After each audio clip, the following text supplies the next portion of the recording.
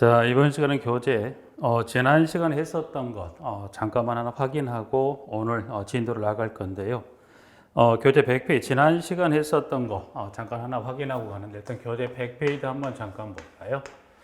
자, 이제 100페이지 가면, 지난 시간에 용어 관련한 거 좀 정리했던 내용들 중에 이제 보시면, 100페이지 보면, 02번에, 공동택 관리법령상의 용어다 이제 그래서 2번에 나와 있는 의무관리 대상 공동주택이다. 현재 교재에서 한번 지난 시간 설명을 드렸었던 부분이 되고 그 2번에 나와 있는 의무관리 대상의 공동주택에 관한 지문의 내용을 잠깐 확인합니다. 그래서 규모는 총에서 2번에 그 박스에 들어가 보면 1번부터 해서 몇 번까지 5번까지 해서 총 5가지 해서 규모는 총 5가지 규모에 해당하는 주택을 설명하는 것으로서 일단 지문은 그 1번에 이제 300세대 이상의 공동주택이라는 이제 그래서 설명을 드렸던 1번. 1번은 이제 세대 수가 300세대 이상, 300세대 이상의 이제 공동주택이라고 그래서 1번에 나와 있는데 1번은 지금 보시면 1번에 이제 숨은 뜻의 그 두 가지 규정을 한번 확인할 필요가 그래서 여기서 300세대 이상의 숨은 뜻이랑 이제 법에서 현재 1번에서 300세대 이상의 공동주택이라고만 정리했던 부분인데 이 부분이 여기 이제 숨은 뜻의 두 가지를 꼭 하나 확인할 필요가 있더라. 이제 그래서 300세대 이상 공동의 숨은 뜻의 두 가지 이제 보시면 뭐가 설치됐더라? 승강기. 그래서 승강기가 설치되지 않은 해서 승강기가 설치되지 않았다는 건 그 공동의 중수가 몇 층 미만? 6층 미만의 공동주택이다. 이제 그래서 그 승강기는 공동택의 중수가 6층 이상이 되면 승용 승강기 설치를 해서 승용 승강기 설치하고 중소가 이제 10층 이상이면 비상용 승강기와 그리고 화물용도 설치합니다. 그래서 승강기 설치가 안 됐다는 건 최소 공동 중수가 몇 층 미만이다?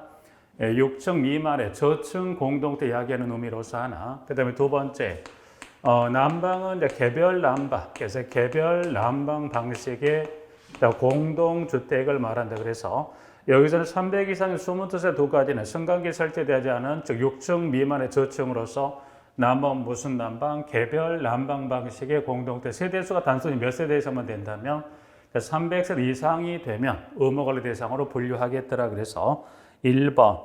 2번은 이제 승강기가 설치됐다면 세대수가 150세대 이상이고 3번 같은 경우는 난방이 중앙 또는 지역 난방 방식으로 한다는 것보다 세대수가 몇 세대 이상?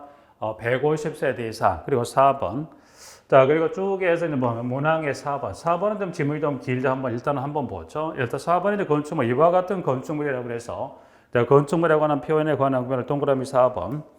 자, 건축법에 따른 건축허가를 받아 주택의 시설과 주택을 동일 건축물로 건축한 건축물. 그래서 여기 4번의 건축물, 4번에 보면 여기 이와 같은 건축물이라는 데서 지문인데, 지문은 이 건축물의 지문이 기니까 이 지문 앞으로 약속을 하나 했던 부분이 이 건축물 이걸 무슨 건축물 앞으로 하죠? 이거를 주상복합이죠. 그래서 이 하나의 건축물, 이 건축물 지금 지문에 여기 지문에 나와 있듯이 하나의 건축물에 뭐와 뭐가 지금 현재 보신 대로 주거용과 상업용의 하나의 건물에 들어있는데 이 주거용의 세대수가 몇 세대 이상이라면 150세대 이상, 즉 주상복합 건축물로서 이 주거용의 세대수가 몇 세대 이상이면 150세대 이상이면 의무관리 대상으로 분류하게 됩니다. 그래서 4번 하고요. 5번.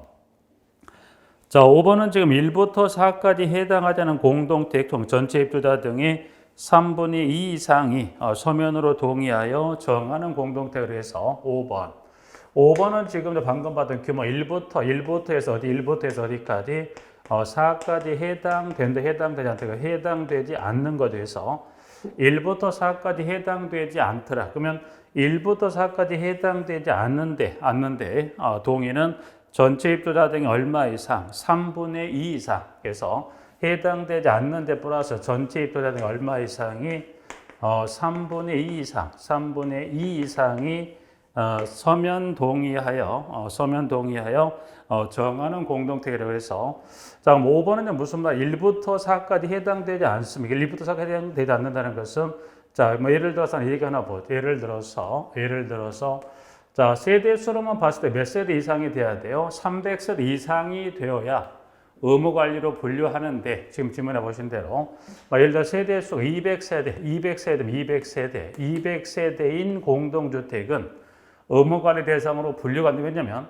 단순히 세대수가 몇 세대 이상이 되어야 분류할 수 있다. 세대수가 300세대 이상, 그러면 200세대인 공동체 의무관리 대상에 해당이 된다. 해당이 되지 않죠. 근데 200세대인 이 공동체 뭘로 분류할 수 있다. 200세대 얼마, 전체 입주자 등이 얼마, 3분의 2 이상이 서면 동의한다면 이제 200세대인 기존의 공동체 이와 같은 동의 요건을 갖췄다면 이제 뭘로 여기도 의무관리 대상 공동체로 뭐 하더라? 전환이 될 수 있는 거죠. 그래서 기존 이 의무관리 대상 공동체 아니었던 주택이 해당 전체 입주자 등의 3분의 2 이상의 서면 동의를 받아서 의무관리 대상으로 전환이 될 수 있다는 데서 종에서 몇 가지, 5가지 규모. 그래서 여러분들이 지난 시간에 하긴 했었지만 꼭 하나 다시 한번 정리하고 또 앞으로 공부 기본 과정에 기본서 과정을 통해 넘어가는 과정을 보셨을 때 이 5가지 규모에 관한 공동체에 관한 것은 언급이 자주 되기 때문에 규모를 꼭 하나 확인할 필요가 있지 않을까 그래서 교재 100페이지 지난 시간에 하긴 했었지만 정리하는 거고요. 자, 여기 이제 교재상에 그럼 이 1부터 5에 해당하는 공동 이와 같은 정의에 따라 이와 같은 정의를 한번 잠깐만 보고 정의만 잠깐 보죠. 정의. 자, 그럼 이번에 해당 공동택을 전문적으로 관리하는 자를 둔다. 그러면 전문적으로 관리하는 자를 누구를 말했던가요? 주택관리사 등을 두는데 주택관리사 등을 관리사무소장으로 배치하여야 하는 규모. 이때 배치는 선택에 들어 꼭 필수 배치할 규모가 1번부터 5에 해당되는 이야기죠. 하나, 그러니까 전문적으로 관리하는 데 들고 자치의결기구를 의무적으로 구성하여야 하는 등. 지금 우측에 7번 입주대표회의 잠깐 보셨을 때 입주대표회의란 이 법상 어떤 기구를 말합니까 했을 때 7번에 나와 있는 대로 입주자 등을 대표하여 관리에 관한 주요 사항을 결정하기 위해 구성되는 자치의결기구는 뭐라? 입주대표회의. 그러니까 현재 여기 있는 정의상이 현 2번의 정의상 2가지만 본다면 1부터 5에 해당하는 규모라면 누구는 꼭 배치한다.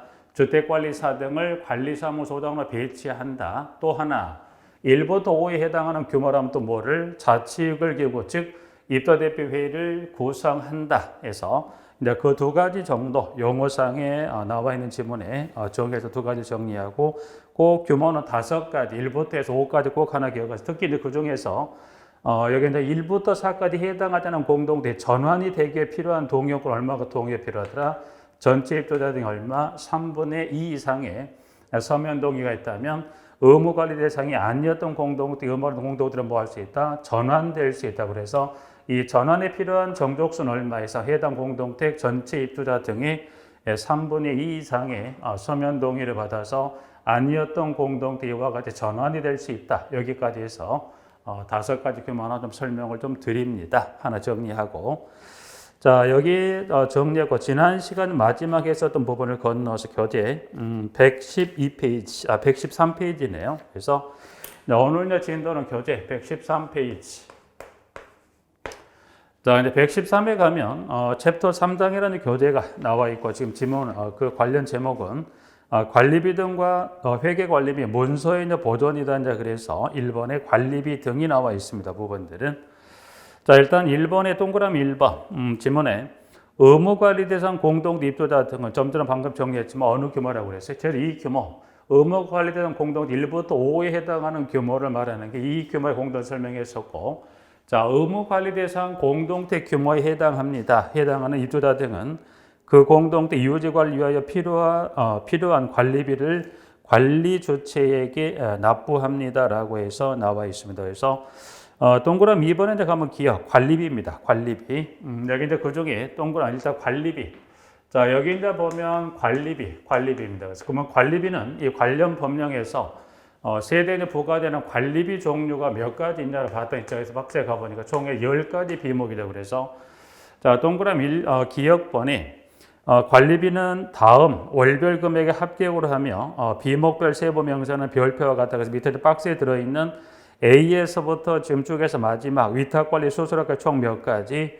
10가지 일반 관리비. 일단 그 10가지 비목 좀 한번 볼까요? 비목에 일반 관리비, 청소비, 경비비, 소독비, 승강기 유지비, 진행홈 네트워크 설비 유지비, 그리고 그 지문에 난방비, 급탕비, 수선 유지비하고 마지막 위탁관리 수수료입니다라고 해서 총 10가지 관리비 비목 하나 나와 있고요. 그 다음에 두 번째 구분징수입니다.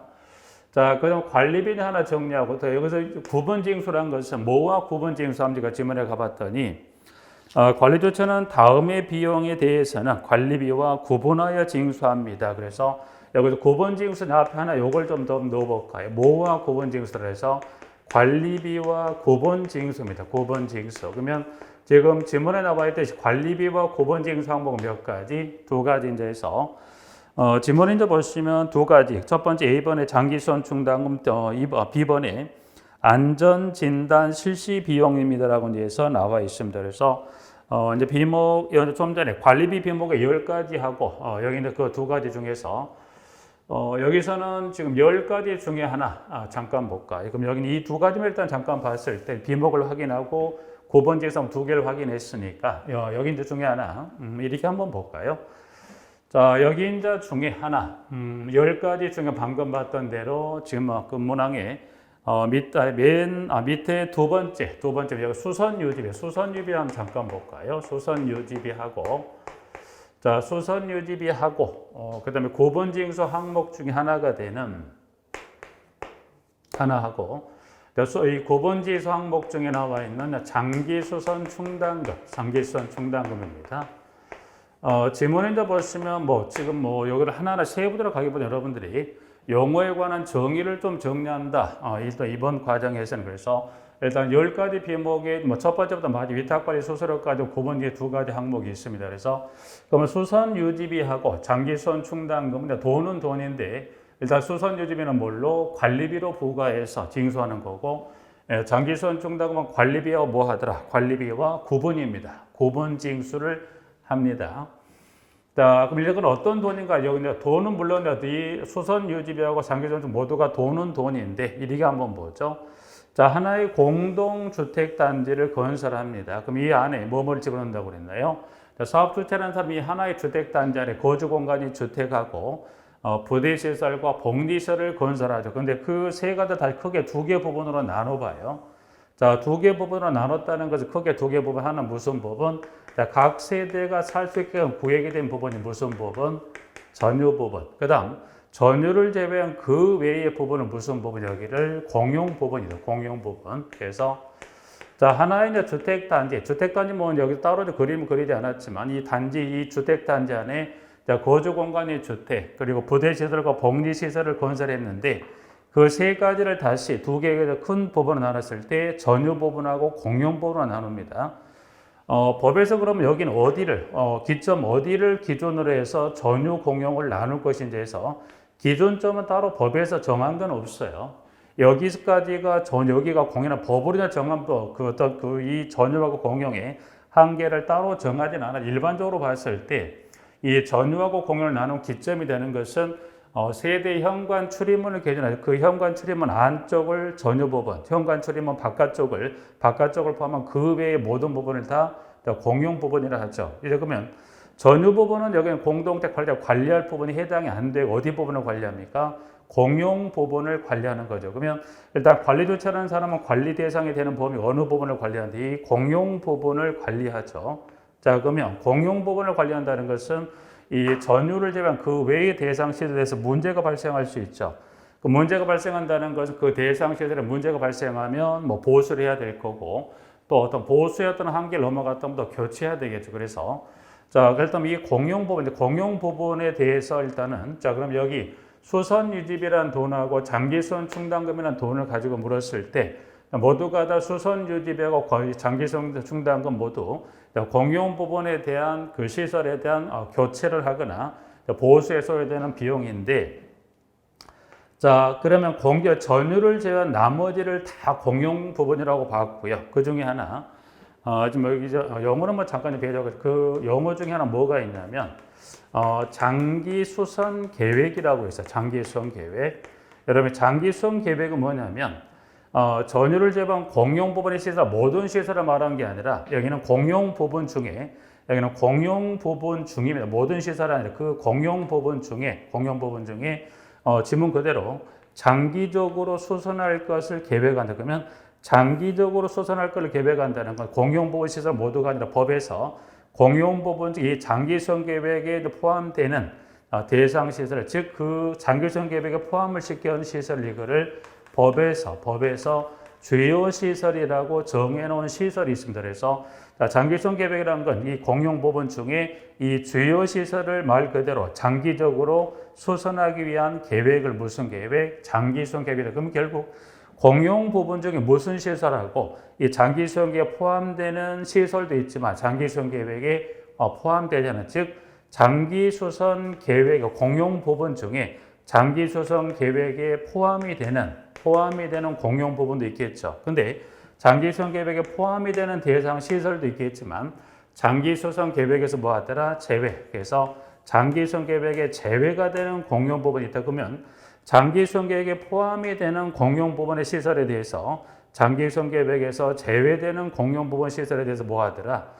문제가 있었을 때 뭐 하더라? 보수 또는 교체하는데 그때 필요한 돈을 이제 구분했을 때 관리비 중에 수선 유지비는 그러면 공용 부분 중에 장기수선 계획에 포함되는 대상 시설의 보수 교체일까? 제외가 되는 대상 시설의 보수 교체했을 때 이 제외가 되는 대상, 일단 이 포함되는 장기수선 계획에 포함되는, 포함된 이 주요 시설에 대해서 보수 교체할 때는 무슨 돈으로 합니까? 이게 장기수선 충당금으로 합니다라고 이제 하나 확인하고요. 그러면 장기수선 계획에서 제외되는 대상 시설은 무슨 돈? 여기 지금 나와 있는 대로 수선 유지비를 가지고 있다. 돈은 돈인데 장기수선 충당금은 공용 부분 중에서 장기수선 계획에 포함되는 대상 시설은 장기수선 충당금으로 그리고 이 제외되는 즉 이 계획에 포함되지 제외가 됐다는 건 주요 시설이 아닌 공용 부분에서도 문제가 있단 뭐 하더라. 보수 교체는 무슨 돈으로 수선 유지비로 합니다. 그럼 결국 돈은 돈인데 자, 이 돈은 누가 낼까? 그러면 결국 누구 주머니 한간 나와서 이 장기수선 충당금을 가지고 수선유비를 가지고 대상 시설을 보수 교체합니다. 그랬을 때 여러분들이 장기수선 충당금 이 돈은 누가 부담하죠? 공동주택의 법에서 이걸 누가 소유자가 부담하게 돼 있고요. 그럼 수선 유지비는 누가 부담? 여기 이제 보면 수선 유지비 그 전유 지금 여기 봤던 이 전유 부분에 거주를 누가 할 수 있죠? 뭐 그 공동택에 입주자가 거주할 수 있지만 또는 입주자가 그냥 거주하지 않고 그걸 임차하는 경우 있죠. 그래서 법에서는 이 수선 유지비는 누가 부담하는데 그걸 입주자 등이라는 데에서 한번 입주자 등이란 건 여기 등이란 표현, 입주자 등이란 건 누구였던가요? 사용자가 포함된 개념. 그래서 일단 이 두 가지 포함 유무에 따라 포함이 된지 제외된지에 따라 쓰는 돈이 다르고 이 포함이 되는 장기수선 충당금은 누가 부담한다? 공동택 소유자가 부담한다고 분명 정해놨고요. 이게 제외되는 이 수선 유지비는 누가?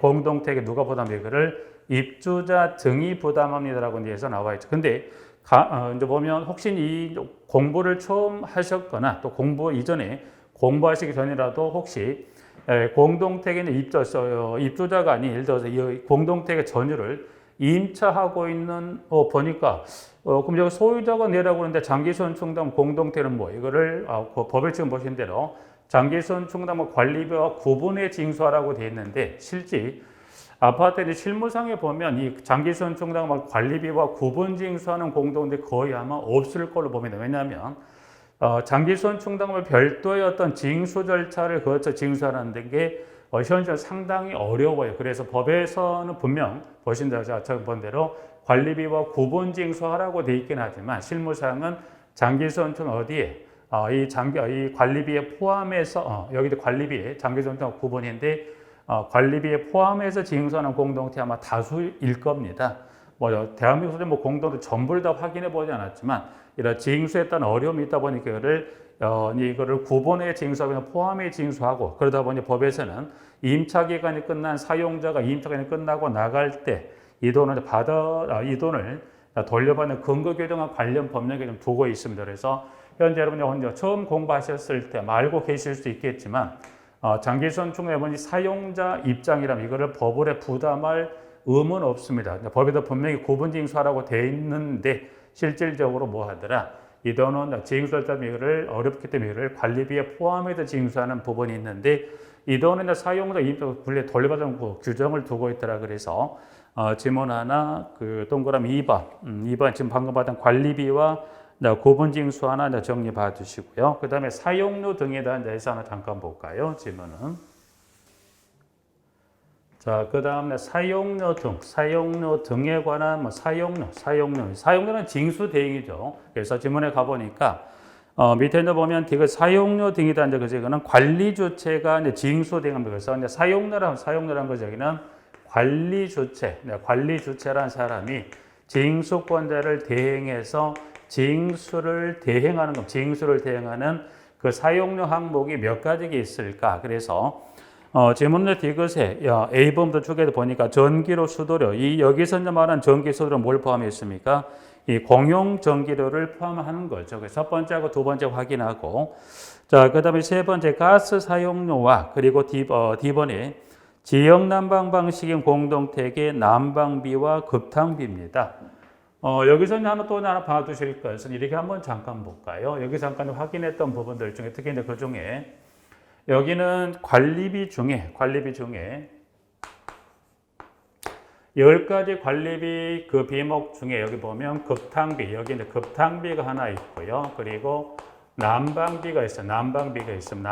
근데 방금 그 10가지 비목 하나 확인하고 내려왔으니까 10가지 비목 중에 난방비, 급탕비만 나무 순서는 관계없죠. 그리고 여기는 사용료도 여기도 9가지, 현재 여기도 9가지 사용료 항목을 두고 있는데 여기도 마찬가지입니다. 여기도 9가지 사용료 항목 중에 지금 보신 대로 난방은 무슨 난방? 그 네 번째 보신 대로 D번에 지역 난방 방식인 공동택의 난방비와 급탕비다. 여기는 보면 여기는 난방을 명시했죠. 지역 난방 방식인 공동주택의 뭐와 뭔가요? 난방 방식 공동택이 급탕비와 뭐를 난방비를 이라고 부분해 놨어요. 자, 그럼 여러분이 이제 그러면 공동주택은 난방 방식이나 보면 뭐 좀 전에 여기도 잠깐 언급을 했었죠. 그래서 난방은 세대별로 보일러가 설치됐다. 개별 난방. 그리고 단지 지하에 커다란 대형 보일러를 설치해서 그 하나의 주택단지를 난방하는 것을 중앙난방. 그리고 지역난방은 뭔가 지역난방 같은 건 어떻게 해요? 지역난방공사로부터 여론을 공급받아서 단지를 난방하는 걸 지역난방 방식이라고 되어 있죠. 그러면 여기서 이제 보면 여러분이 개별 난방 방식은 여러분이 이제 관리 주체 또는 관리 사무소를 가는 위치다 보니까 개별 난방만 신경 쓰고, 왜냐하면 개별 난방은 공동 다 뭘로 지금 난방하는 거죠. 가스로 쓰다 보니 여러분이 관계할 바는 아닌데, 근데 무슨 난방이라면 저 중앙 난방하고 지역 난방은 여러분이 관계할 필요가 있죠. 그래서 여기서 지금 관리 주체가 지행소 대행하는 9가지 항목 중에 뭐가 있다? 지역 난방 방식인 공동택이 있어서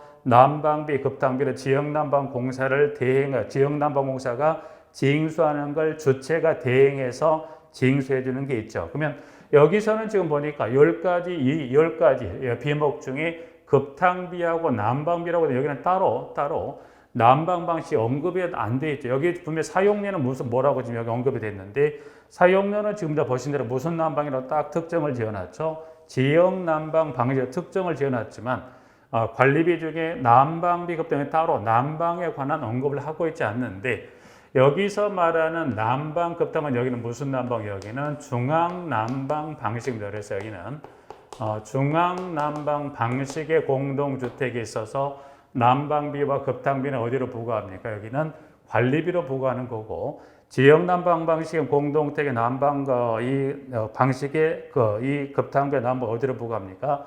사용료로. 그래서 지금 관리비로 부과되는 이제 이 급탕 난방은 여기는 중앙 난방 방식이라는 개념을, 그리고 디귿의 지금 네 번째 지역 난방 방식 공동택 난방 급탕비 여기는 사용료 항목으로 좀 정리하시면 될 것 같죠. 그래서 디귿의 이제 그 D번 하고요. 자, 그 다음에 정화조물 수수료, 그 다음에 F번에 생활폐기물 수수료, 그 다음 공급단지 안에 건물 전체를 대상하는 보험료, 그리고 입조대비회의 운영경비, 선거관리위원회 운영경비라 그래서 총 해서 9가지 관리조체가 징수를 대행한 항목 9가지 항목을 두고 있더라. 그래서 현재 박스 페이지에 나와 있는 여러분이 정리할 거는 이 세 가지 정도 지금 정리하죠. 그래서 밑에 이제 박스는 현재 그 별표라고 이제 그래서 좀 전에 봤던 이 관리비 10가지 그 비목의 세부 구성 내역을 별표 교정을 정리하고 여기까지는 지금 들어갈 시간 아직 없을 것 같죠. 그래서 여러분이 기억할 것은 관리비 몇 개, 10개, 비목하고 구분징수 항목 몇 가지, 2가지 하고 그다음에 징수 대행하는 항목 몇 가지가 있다, 9가지. 그래서 12, 9에 관한 항목에 관한 뭐 그 분류 정도만 확인하시고 기타 별표에 관한 규정은 지금은 정리할 단계 아니니까 여러분이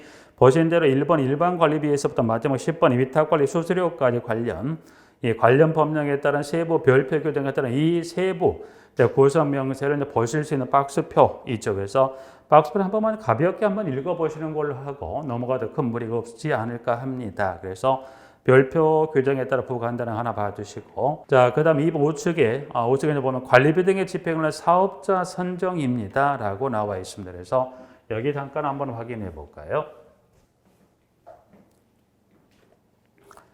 자, 두 번째 관리비 등의 집행을 위한 사업자 선정. 자, 2번에 이제 보시면 사업자 선정에 관한 지문을 설명하는 부분들인데, 여기서 일단은 지금 교재는 지금 보면 2번에 이제 해서 박스로 뭐 한 2개 박스로 정리했던 부분들인데, 여기서는 지금 이렇게 크게 이제 2가지만 좀 정리할게요. 자, 이제 그러면, 여기 이제 보면 관리비 등의 집행을 위해서 누굴 선정하냐. 사업자를 선정합니다. 사업자를 선정한다는 이야기가 현재 이 해당 페이지에 지금 이 박스의 내용들인데, 여기는 크게 흐름만 좀 잡는 걸로 정리해요. 그 흐름이라는 걸 이제 보셨을 때, 사업경, 즉, 관리비 등의 집행을 위해 누굴 사업자를 선정합니다. 사업자를 선정. 그럼 여기는 보면, 여기 크게 2개로 나눠 봤을 때, 현재 그 박스 여기 이 페이지에서 이 내용 크게 2개로 크게로 나누었을 이렇게 나누고 첫 번째 이 사업자를 선정하는 선정 절차입니다. 선정 절차에 관한 거 하나 하고,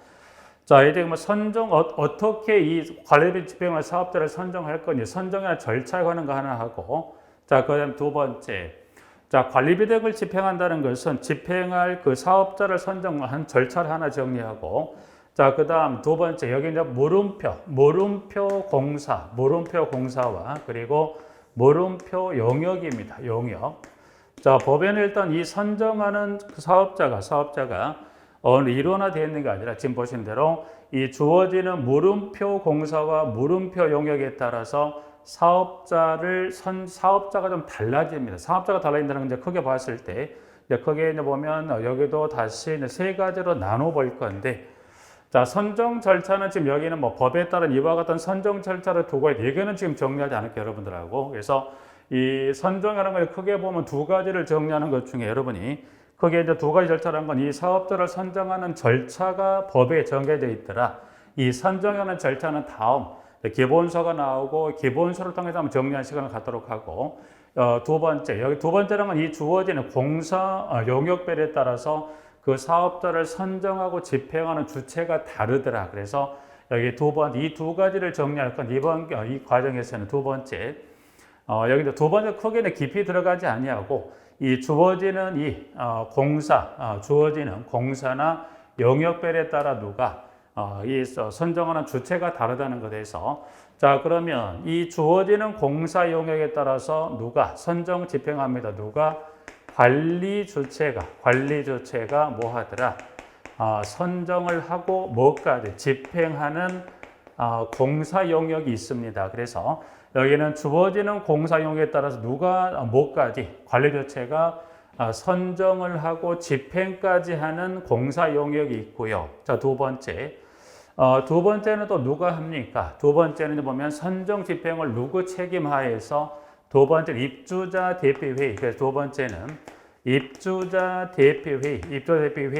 대표회의에서 선정하고 뭐하는 집행까지 마무리하는 뭐가 있더라? 공사와 용역에 따라서 2번째는 입주자 대표회의가 선정하고 집행까지를 마무리하는 공사 용역이 있더라고 되어 있고요. 자, 그 다음 또 주어지는 공사 용역에 따라 지금 방금 봤던 이 관리 주체가 선정하고 집행까지를 입주자 대표회의에서 선정하고 집행까지를 마무리하는 공사 용역이 있는 반면에, 자, 이원화가 된 게 있어요. 이원화가 됐다는 건 보신 대로 여기는 지금 관리조 집대표의 선정과 집행이 마무리가 됐다면, 보면, 자, 이원화가 됐다는 것은 선정하고 집행이 분리됐죠. 이원화가 돼 있어서 선정은 누가 하는데, 관리 주체가 하는데, 주체가 이제 선정을 하고, 그 다음에 집행을 누가 입주자 대표회의가 그래서, 이렇게 이원화가 되어 있더라. 그래서 이제 공사는 크게 세 가지입니다. 보신 대로. 첫 번째, 첫 번째는 관리 주체에 의해서 선정 집행까지가 마무리가 되는 공사 용역이, 두 번째는 입주자 대표회의에 의해서 선정이 되고 집행까지 되는 공사 용역이 세 번째. 자, 선정은 지금 누가 합니까? 선정은 입주대표회의, 입주가 좀 바뀌었네요. 입주대표회의가 하고요. 선정은 입주자 대표회의가 하고 집행을 누가 합니까? 관리 주체가. 그래서 이러니까 이원화가 되어 있는 뭐가 있더라? 공사용역의 종류가 두 가지 돼서 선정은 집행이 이원화 공사용역이 있더라. 그래서 결국 여러분들 그러면 이 1, 2, 3에 따른 대상이 그 주어지는 공사용역별로 여러분들이 1, 2, 3에 어떤 공사용역이 1, 2, 3에 해당하는지를 한번 구분할 필요가 있죠. 그래서 이번은 여기 지금 나와 있는 1, 2, 3에 관한 이 부분들에 대해서 여러분들하고 공사 용역을 한 것만 잠깐 확인해 보겠습니다. 일단 여기서 전체로 봤을 때 여러분들이 이때 어떤 공사 용역이길래 이와 같이 세 가지로 나뉘어서 선정집 이원화가 되는 걸 한번 확인해 보시면, 자, 두 번째 박스에 지금 밑에 큰 두 번째 박스로 가보시면 0에서 025조 관리비전 사업자 선정이라고 그래서 동그라미 1번에 1호에 가보니까 관리주체가 사업자를 선정하고 집행하는 사항은 두 가지입니다. 그래서 가번에 청소, 경비, 소독, 승강기 유지를 위한 용역 및 공사와 주민공동을 위탁, 물품의 구입과 매각, 잡수입의 취득, 보험 계약 등 장관이 정하에 고시하는 사항에 1번의 가와 나는 누구에 의해서 관리주체에 의해서 선정과 집행까지가 이루어집니다. 두 번째 2번입니다. 입주대표회의의 사업자를 선정하고 집행하는 사항은 두 가지죠. 가번에 하자보수 보증금을 사용하여 보수하는 공사 첫 번째, 두 번째 나번에 사업주체로부터 지급받은 공동택 공용부분의 하자보수 비용을 사용하여 보수하는 공사입니다. 라고 해서 2번에 가와 나의 규정이라면, 그 다음 3번 입주대표회의가 사업자를 선정하고 관리주체가 집행하는 다음의 사항입니다. 그래서 가번에 장기수온충당금을 사용하는 공사, 나번 전기안전관리를 양가를 열고 닫고 안전관리를 위한 용역입니다. 라고 해서 각각 지금 봤지만 여러분 선정 집행에 관한 방금 여기는 보면 그리고 이원화된 여기를 확인해 봤을 때 각각 관련 공사 크게 두 가지 분류로 봤을 때 관리주체 선정 집행이 되는 두 가지, 크게 하나로 구성되어 있기 때문에 여기도 마찬가지 크게 두 가지, 여기도 마찬가지 크게 봤을 때 각각이 해당되는 공사 용역별과 선정 집행의 주체를 여러분들이 이제 앞으로 그 시간을 통해 이거를 구분하고 확인한다는 것은 이 주어지는 공사 용역별에 따라서 누가 선정하고 집행하는지 아니면 이제 세 번째 이원화가 되어 있는지 그걸 이제 구분하는 게 여러분이 남은 시간 동안 그를 하나 정리할 숙제 아닌 숙제가 좀 되는 거죠, 부분들이. 자, 이제 그렇게 해서 하나 확인을 합니다, 부분들은.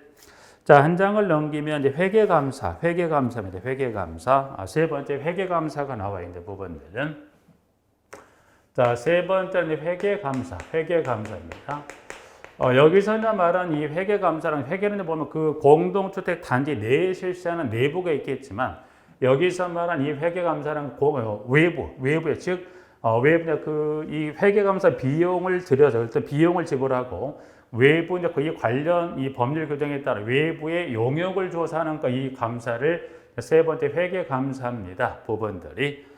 자, 그러면 회계감사를 받는데 이제 이 회계감사입니다. 그래서 여기는 그 공동택 규모인데 일단 한번 잠깐 3번에 자, 동그라미 현재 그 교재 문항 번호 1번입니다. 1번하고 2번에서 현재 여기 3번의 문항 1번하고 2번, 즉 1번이나 1, 2번이라는 것은 이 공동택의 규모에 따라 회계감사 규정이 좀 다릅니다. 그래서 현재 1번은 세대수가 몇 세대 이상?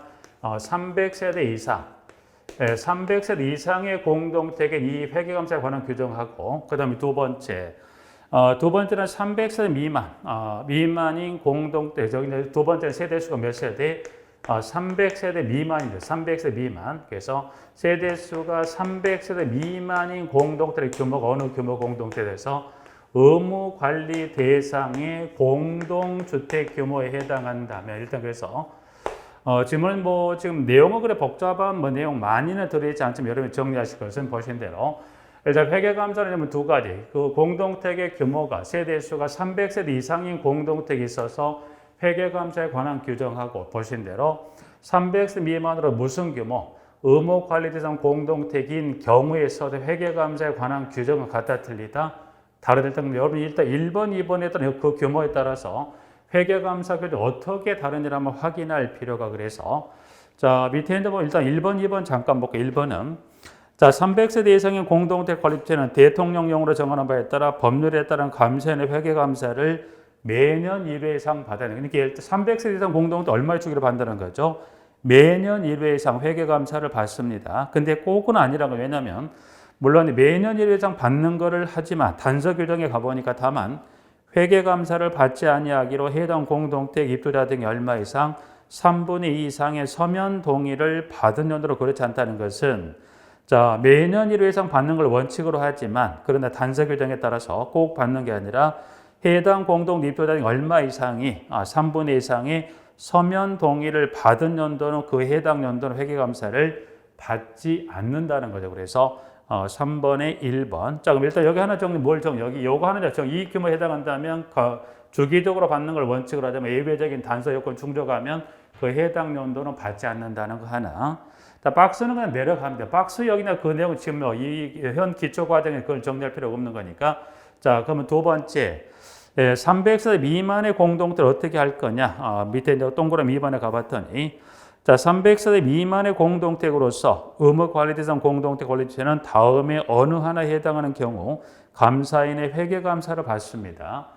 자, 2번은 주기적으로 받는 게 아니라 박스에 가보니까 두 가지 기억에 가보니까 입주자 등의 10분의 1 이상의 연서하여 요구하는 경우 니은번에 입주대비회의에서 의결하여 요구하는 경우라면 그래서 여기는 이제 지금 잠깐 살펴봤더니 자, 300세대 이상은 지금 보시는 대로 여기는 원칙은 얼마의 주기로 봐요. 여기는 매년 1회 이상이죠. 매년 1회 이상 회계감사를 받지만 그런데 그 단서에 따라 얼마가 입주자 등이 얼마 이상, 입주자 등이 얼마 3분의 2 이상, 3분의 2 이상이 회계감사를 받지 말자라고 동의하는 회계감사를 받지 않아도 되죠. 그와 반면 이 미만 이 규모 공동체 여기는 뭐예요? 회계감사 요구가 들어온다. 요구는 방금 봤던 대로 기업과 니은에 따른 두 가지 중에 어느 하나 해당한 자들의 회계감사 요구가 들어와야 받는 거더라. 그래서 여러분이 회계감사는 지금 보시면 여러분이 1번의 규모인 공동택 회계감사에 관한 규정하고 2번에 해당되는 공동택 규모에 따라 이와 같은 규정에 따라 회계감사를 받는다는 것 정도만 확인하시면 될 것 같아요. 지금 과정에서 그래서 여러분들이 첫 번째, 두 번째, 1, 2번에 따른 규정 하나 정리하고 자, 문항 3번입니다.